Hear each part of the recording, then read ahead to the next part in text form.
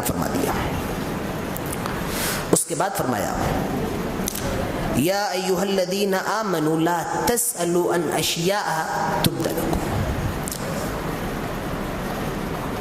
اے ایمان والو، اب یہاں سمجھنے کی چیز ہے اور لے کر کے جائیے، یہ سمجھیے اور عمل بھی کریے۔ اے ایمان والو، تم ایسے سوال نہ کرو اگر اس کے جواب تمہیں دے دیے جائیں تو تمہیں بہت برا لگ جائے گا۔ اس سے پہلی بات تو یہ معلوم چلی کہ زیادہ سوال نہیں کرنا چاہیے، زیادہ سوال نہیں کرنا چاہیے۔ معاملہ ایسا تھا کہ ایک مرتبہ اللہ کے نبی نے کہا کہ بھائی کسی کو کوئی کچھ پوچھنا ہے تو پوچھو۔ ٹھیک ہے، لوگ انتظار میں ہوتے ہیں، ابھی اگر میں کہہ دوں بھائی کسی کو کچھ پوچھنا ہے تو پوچھو، ایسی ایسی باتیں پوچھ لی جائیں گی جو میرے دماغ سے بھی باہر ہوں گی۔ اللہ کے نبی نے کہا کوئی کچھ پوچھنا چاہتا ہے تو پوچھے۔ ایک صحابی اٹھ کے کھڑے، ان کا نام تھا عبداللہ بن حذیفہ رضی اللہ عنہ۔ وہ کہتے ہیں اللہ کے نبی من ابی، میرا باپ کون ہے؟ سوچئے، رسول سے پوچھ رہا ہے میرا باپ کون ہے؟ ارے بھائی جس کا جو کام ہے اسی کے، اب میں عالم ہوں، میں تقریر کرنے والا ہوں، اب کوئی مجھ سے پوچھے مولانا صاحب میرے گھر کی اے سی خراب ہے، آپ کو صحیح کرنا آتی ہے تو چلو صحیح کر دو، انتہائی درجے کی جہالت ہے یہ۔ کہا اللہ کے نبی میرا باپ کون ہے؟ دیکھیے عبداللہ بن حذیفہ کا معاملہ یہ تھا، ان کی شکل ان کے ماں باپ سے نہیں ملتی تھی تو لوگ ان کو چلاتے تھے تو اپنے ماں باپ کی حقیقی اولاد نہیں، تیرا باپ کوئی اور ہے۔ تو عبداللہ بن حذیفہ بہت پریشان تھے، کہا اللہ کے نبی مجھے یہ بتائیے میرا باپ کون ہے؟ اللہ کے نبی نے کہا تیرا باپ حذیفہ ہی ہے۔ ایک صحابی اور کھڑے ہو گئے، ہم کاہے پیچھے رہ جائیں، ہم بھی بولیں گے، ہمیں بھی سوال کرنا آتا ہے، ہمارے پاس بھی علم ہے۔ کہا اللہ کے نبی یہ بتائیے میری اونٹنی کہاں ہے؟ اللہ کے نبی بتائیے میری اونٹنی کہاں ہے؟ حدیث کے اندر آتا ہے اللہ کے نبی کے چہرے کا رنگ بدل گیا، آپ کے چہرے کا رنگ سرخ ہو گیا، تو معلوم چلا زیادہ سوال نہیں کرنا چاہیے۔ ایک صحابی اور اٹھ کے کھڑے ہو گئے، اللہ کے نبی میرا باپ کہاں ہے؟ آپ نے کہا جہنم کے اندر ہے۔ اب وہ صحابی بڑے پریشان، اللہ کے نبی کہتے فکر نہ کرو میرا باپ بھی جہنم کے اندر ہے۔ اللہ کہتا ہے زیادہ سوال نہ کرو، اگر ہم جواب بتانے لگ جائیں گے نا تم پریشان ہو جاؤ گے، تمہیں بہت برے لگیں گے۔ تو جتنا اللہ اور اس کے رسول کہتے اتنا ہی عمل کرو، چوں چرا واٹ وائی ڈو ہاؤ یہ نہیں، سمعنا واطعنا، ہم نے سنا اور ہم نے مان لیا، ہم نے سنا ہم نے مان لیا، زیادہ سوال نہیں۔ اور سوال برائے سوال نہیں، سوال برائے عمل ہونا چاہیے۔ ارے دین کا کوئی مسئلہ ہے نہیں آ رہا ہے تو پوچھو، اس میں کوئی حرج نہیں، سوال برائے سوال نہ ہو، سوال کرنے کے لیے سوال ہوتے ہیں۔ دیکھیں مولانا صاحب کو آتا جاتا کتنا ہے، تو سوال زیادہ نہیں کرنے چاہیے۔ ایک امام ہے، امام ابراہیم نخعی رحمۃ اللہ علیہ، وہ فرماتے ہیں ایک آدمی ان کے پاس آیا، کہا ابراہیم صاحب میں بہت پریشان ہوں۔ کہا کیوں؟ کہا مجھے اس سوال کا جواب نہیں مل رہا ہے۔ کہا کیا سوال ہے؟ پوچھو میں بتاتا ہوں۔ کہا مجھے یہ بتائیے آدم اور حوا کا نکاح کس نے پڑھایا؟ انہوں نے بڑے پیارے انداز میں کہا میں اس نکاح میں شریک نہیں تھا۔ اور جیسا سوال کیا ویسا انہوں نے جواب دے دیا۔ تو زیادہ سوال نہیں کرنا چاہیے۔ اس کے بعد بتایا جا رہا ہے کہ حالت احرام میں شکار کرنا حرام ہے، حالت احرام میں اور حرم میں شکار کرنا حرام ہے، لیکن 5 جانوروں کا آپ ان کو قتل کر سکتے ہیں، شکار نہیں، ان کو قتل کیا جا سکتا ہے، مارا جا سکتا ہے۔ ایک کالا کوا، دوسرا چوہا، تیسرا بچھو، چوتھا سانپ اور 5واں باولا کتا، یعنی پاگل کتا، مائنڈ جو پاگل ہو، مینٹل ڈاگ، ان کو مارا جا سکتا ہے۔ اگر حدود حرم میں آپ کو نظر آ گئے اور آپ احرام کی ہی حالت میں کیوں نہ ہو پھر بھی ان 5 کو مارا جا سکتا ہے۔ کون کون؟ سانپ، بچھو، چوہا اور اسی طریقے سے ایک کیا بتایا میں نے، کالا کوا اور کتا، ان 5 کو مارا جا سکتا ہے، یہ بتایا گیا۔ اس کے بعد کہا گیا اللہ تعالیٰ بیان فرما رہا ہے ان تعذبهم فإنهم عبادك وإن تغفر لهم فإنك أنت العزيز الحكيم۔ آئے اللہ اگر تو عذاب دے تو یہ تیرے بندے ہیں. قرآن کی آیت پہ غور کیجیے اور اللہ کا رحم دیکھیے. آئے اللہ وَإِن تُعَذِّبْهُمْ فَإِنَّهُمْ عِبَادُكَ. آئے اللہ اگر تو ان کو عذاب دینا چاہے تو دے مگر یہ تیرے بندے ہیں. وَإِن تَغْفِرْ لَهُمْ. اور اے اللہ تو اگر ان کو معاف کر دے تو بہت زیادہ حکمت والا ہے اور بہت زیادہ زبردست عزیز و حکیم ہے. امام ابن قیم رحمۃ اللہ علیہ فرماتے ہیں اللہ کے نبی نے تہجد کے اندر پوری تہجد کی نماز میں صرف اسی ایک آیت کو پڑھا تھا، اسی ایک آیت کی تلاوت کی تھی اور آپ بے ساختہ روتے جا رہے تھے. ان تعذبهم فانهم عبادك. آئے اللہ یہ تیرے بندے ہیں اگر تو ان کو معاف کر دے، یہ تیرے بندے اگر عذاب دینا چاہے تو عذاب دے، معاف کرنا چاہے تو معاف کر دے، اور تو بہت زیادہ عزیز و حکیم ہے. اس سے یہ بھی معلوم چلا قرآن جو پڑھیے سمجھ کر کے پڑھیے. قرآن کو سمجھنا ہے، صرف پڑھنا نہیں ہے، پڑھنا نہیں ہے. آج دیکھا جاتا ہے قرآن ایسے پڑھا جاتا ہے کچھ سمجھ میں نہیں آ رہا ہے، کیا پڑھا گیا ہے کچھ سمجھ میں نہیں آیا، آخر کے الفاظ سمجھ میں آ گئے، آخر کی باتیں کچھ ایک دو ورڈ سمجھ میں آ گئے. اللہ کے نبی بہت ٹھہر ٹھہر کے قرآن پڑھا کرتے تھے، تو قرآن کو بہت ٹھہر ٹھہر کے اور سمجھ کے پڑھنا چاہیے جس طرح کہ اللہ کے نبی پڑھا کرتے تھے. ابن القیم کہتے ہیں کہ اللہ کے نبی نے رات بھر تہجد کے اندر صرف اسی ایک آیت کو پڑھا تھا. تو غور و فکر کر کے پڑھیے.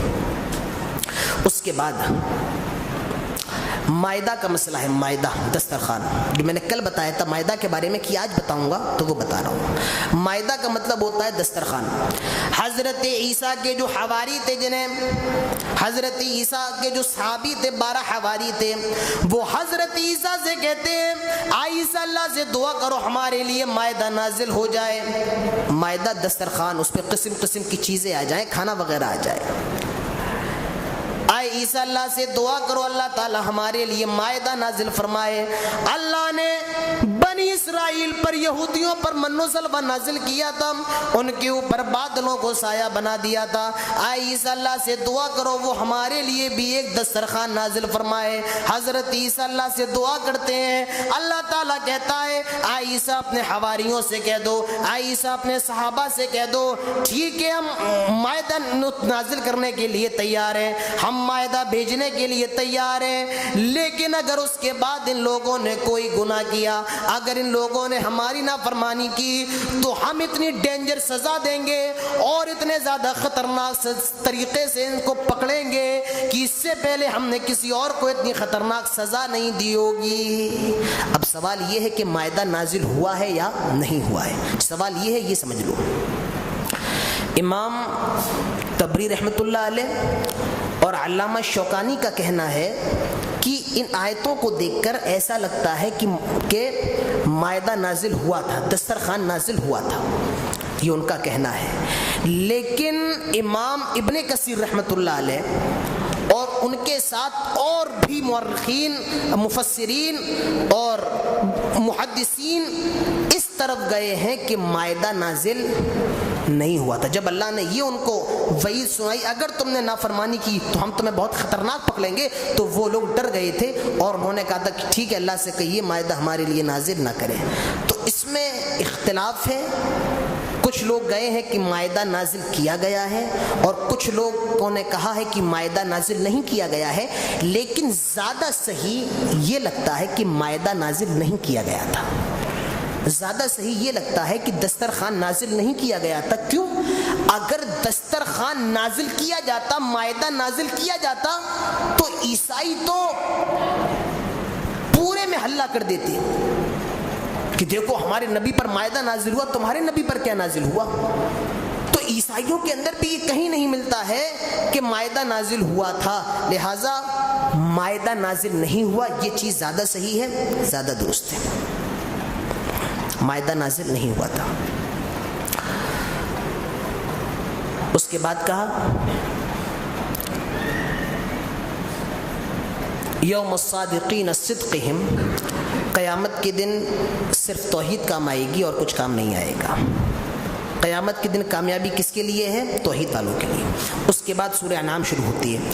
اللہ تعالیٰ فرماتا ہے الحمدللہ الذی خلق السماوات والارض، ساری تعریف اس اللہ کے لیے ہے جس نے زمین کو اور جس نے آسمان کو بنایا ہے۔ پہلے اللہ نے یہاں پر اپنی تعریف کی، الحمد، ساری تعریفیں اللہ کے لیے ہیں جس نے زمین و آسمان کو بنایا ہے۔ اب آؤ اس آیت کو سمجھنا ہے تو ایسے سمجھو، آپ ایک فلائٹ پر سفر کر رہے ہیں، آپ پلین میں جا رہے ہیں، اور جو پلین کا پائلٹ ہے اس نے یہ اعلان کر دیا کہ پلین کے اندر ایک خرابی ہو گئی ہے، پلین کے اندر ٹیکنیکل پرابلم آ چکی ہے، لہٰذا یہ پلین کچھ دیر کے بعد کریش ہونے والا ہے، اپنے اپنے سوٹ پہن لو اور پیچھے کے دروازے سے کود جاؤ۔ سب نے اپنے اپنے سوٹ پہن لیے اور پیچھے کے دروازے سے کود گئے۔ ایک آدمی ایسی جگہ گرتا ہے، ایسی زمین پر گرتا ہے جہاں نہ کھانے کو کچھ ہے نہ پینے کو کچھ ہے، وہ بہت زیادہ پریشان رہتا ہے، دن بہ دن بھٹکتا رہتا ہے، مگر نہ کچھ کھانے کو ملتا ہے نہ کچھ پینے کو ملتا ہے، اور وہ سوچتا ہے کہ اب تو میں مر ہی جاؤں گا، اب تو مجھے مر ہی جانا ہے، کیونکہ یہاں کھانے کے لیے کچھ بھی نہیں ہے، پینے کے لیے کچھ بھی نہیں ہے، اب تو میرے لیے کوئی زندگی نہیں ہے، میں کچھ دیر کے بعد مر جاؤں گا۔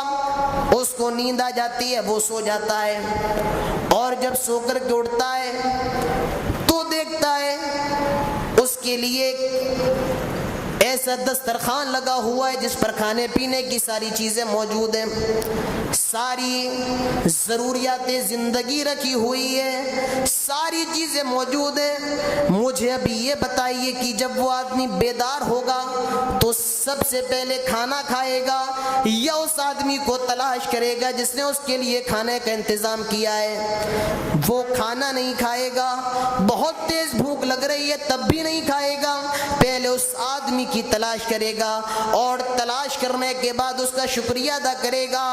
الحمدللہ الذی خلق السماوات والارض، تمام تعریفیں اس اللہ کے لیے جس نے زمین و آسمان کو پیدا کیا ہے۔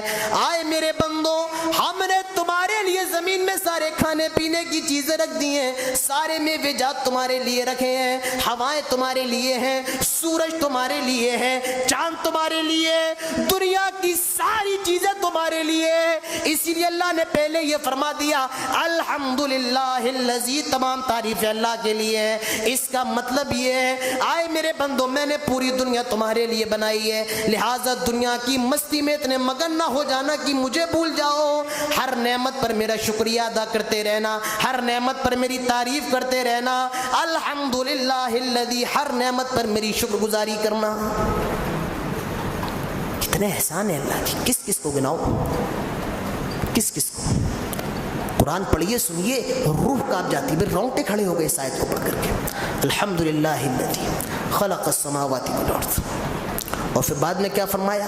خلقکم من طین، اور لوگوں ہم نے تمہیں مٹی سے پیدا کیا ہے، مٹی سے، اوپر سے نیچے پھینک دو مر جاؤ گے، تھوڑی اوپر سے نیچے پھینک دو مر جاؤ گے، تیز چوٹ لگ گئی مر جاؤ گے۔ خلقکم من طین، کس بات پہ گھمنڈ ہے، کس بات پہ فخر ہے؟ پیسہ مل گیا زیادہ، گھر اچھا ہے، مقام عہدہ مل گیا، خلقکم من طین، تمہیں مٹی سے، تمہاری اوقات کیا ہے، تمہاری حیثیت کیا ہے، تمہاری ویلیو کیا ہے؟ خلقکم من طین، اللہ تعالیٰ انسانوں کو ان کی اوقات یاد دلا رہا ہے، تمہاری اوقات کیا ہے؟ تمہیں تو اللہ نے مٹی سے بنایا ہے۔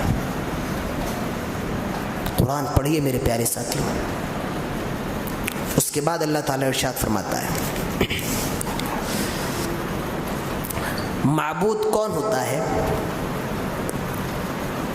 الہ کون ہوتا ہے، رب کون ہوتا ہے؟ وَهُوَ يُطْعِمُ وَلَا يُطْعَمُ، معبود وہ ہوتا ہے جو کھاتا نہ ہو کھلانے والا ہو۔ آہا کیا پیاری دلیل دی ہے۔ معبود کون، الہ کون، رب کون؟ جو کھائے نہیں کھلائے۔ آج دیکھیے گردنیں موٹی ہو جا رہی ہیں، پیٹ موٹے ہو گئے ہیں، انہیں معبود کہیں گے آپ؟ معبود وہ ہوتا ہے جو کھائے نہیں کھلائے، اتنی موٹی موٹی گردنیں پیچھے مڑ نہیں پاتے ہیں ایسے کر کے۔ فرمایا معبود کون ہے؟ کھلانے والا کھانے والا معبود نہیں ہوتا ہے، کھلانے والا معبود ہوتا ہے. یاد رکھیے جو کھائے وہ معبود نہیں ہو سکتا ہے، کھلانے والا معبود ہوتا ہے. اس کے بعد حضرت ابراہیم علیہ السلام کا ذکر ہے. حضرت ابراہیم علیہ السلام کے زمانے میں 4 چیزوں کی پوجا ہوتی تھی. ایک مٹی کے جو بت بنائے جاتے تھے ان کی، ستارے کی، چاند کی اور سورج کی. حضرت ابراہیم نے جب آنکھ کھولی دنیا کے اندر پیدا ہوئے. حضرت ابراہیم رات کا وقت ہے. فلما جن علیہ اللیل رأى کوکبا قال هذا ربی هذا اکبر. رات ایک ستارہ نکلتا ہے. حضرت ابراہیم فرماتے ہیں یہ میرا رب ہے. کتنا خوبصورت ہے، کتنا زیادہ اونچا ہے، یہ میرا رب. فلما افل قال لا احب الافلین. اور جب صبح ہوتے ہوتے وہ ستارہ چھپ گیا، وہ ستارہ روپوش ہو گیا. حضرت ابراہیم فرماتے ہیں میں چھپنے والوں کو پسند نہیں کرتا ہوں اور یہ میرا رب نہیں ہو سکتا ہے. دن چڑھتا ہے، سورج نکلتا ہے. حضرت ابراہیم سورج کو دیکھ کر کہتے ہیں یہ میرا رب ہے. ہاذا ربی ہاذا اکبر. یہ سورج کتنا زیادہ بڑا ہے، یہ میرا رب ہے. مگر شام ہوتے ہوتے جب سورج ڈھل گیا تو حضرت ابراہیم فرماتے یہ بھی میرا رب نہیں ہو سکتا ہے. جب رات میں چاند نکلتا ہے حضرت ابراہیم فرماتے یہ میرا رب ہے. مگر جب صبح ہوتے ہوتے وہ چاند بھی غروب ہو جاتا ہے. حضرت ابراہیم فرماتے ہیں انی وجہت وجہی للذی فطر السماوات والارض. میں اپنے چہرے کو رب کی طرف کر لیتا ہوں جو زمین و آسمان کا رب ہے. حضرت ابراہیم حق کو ڈھونڈنے کے لیے نکلے اور حضرت ابراہیم علیہ السلام نے حق کو تلاش کر لیا. یہ سورج میرا رب نہیں ہو سکتا، یہ چاند نہیں ہو سکتا، یہ ستارہ نہیں ہو سکتا ہے. تو میرے پیارے ساتھیوں یہ حضرت ابراہیم علیہ السلام کا ذکر کیا گیا. اس کے بعد ایک بہت بڑی چیز بتائی جا رہی ہے کہ اللہ کو دیکھا جا سکتا ہے. لا تدرکہ الابصار. اللہ کو دیکھا جا سکتا ہے. سوال ہے کہ اللہ کو دیکھا جا سکتا ہے؟ جواب ہے ہاں اللہ کو دیکھا جا سکتا ہے، لیکن دنیا میں نہیں دیکھا جا سکتا ہے. اللہ کو صرف جنتی اپنی آنکھوں سے دیکھ سکتے ہیں. دنیا کے اندر اللہ کا دیدار ممکن نہیں ہے. انشاءاللہ کل بات آئے گی تو اور بتاؤں گا اس تعلق سے. تو اللہ کو دیکھا جا سکتا ہے کہاں پر؟ جنت میں. دنیا کے اندر یہ چیز لا محال ہے، ناممکن ہے. جنتی جب جنت میں چلے جائیں گے، کوئی لنگڑا ہوگا اس کی ٹانگ صحیح کر دی جائے گی، کوئی کانا ہوگا اس کی آنکھ. جنت میں کوئی مس پیس نہیں جائے گا. دنیا میں مس ہو لیکن وہاں پورے صحیح ہو جاؤ گے. لنگڑے ہو پیر صحیح آ جائے گا. آنکھ خراب ہے اللہ تعالیٰ آنکھ صحیح کر دے گا. کچھ خراب نہیں ہوگا اور ایک بھی بال نہیں ہوگا داڑھی کا. اب اس کا مطلب یہ نہیں ہے داڑھی کاٹنا جنتیوں کی پہچان ہے. اب کوئی یہ مسئلہ مت نکال لینا. ایک بھی بال نہیں ہوگا. جنتی جنت میں رہیں گے. اللہ کہے گا سب خیریت ہے؟ بس. کہا اب بھی کچھ چاہتے ہو؟ کہا اللہ سب تو مل گیا، آپ کیا چاہتے ہو؟ کہا میرا دیدار نہیں چاہتے ہو؟ اللہ وہ تو سب سے پہلے ہے، پھر اللہ تعالیٰ جنتیوں کو اپنا دیدار کروائے گا. تو اللہ کو دیکھا جا سکتا ہے مگر دنیا کے اندر نہیں دیکھا جا سکتا ہے.